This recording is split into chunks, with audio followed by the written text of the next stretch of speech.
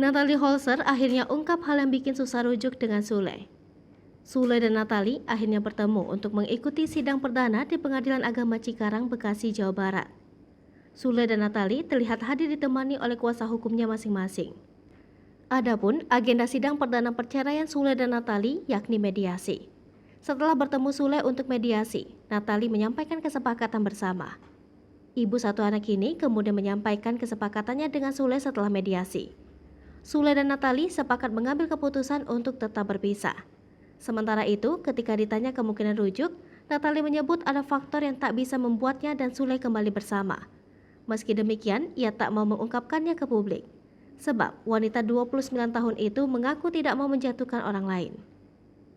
Melansir dari tribunnews.com, Natalie tiba di pengadilan pada Rabu siang pukul 12.50 waktu Indonesia Barat. Sedangkan Sule tiba setelahnya pada pukul 14.05 waktu Indonesia Barat. Sule tampak ditemani kuasa hukumnya Bahyuni Zaili.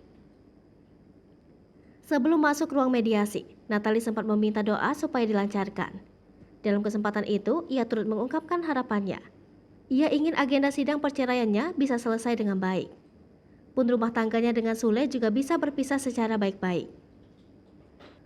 Sule sendiri mengatakan tetap menjalin komunikasi dengan Natalie. Dirinya juga membantah kabar sudah tidak lagi berkomunikasi dengan Natalie. Di sisi lain, Sule menyampaikan kondisi kesehatannya.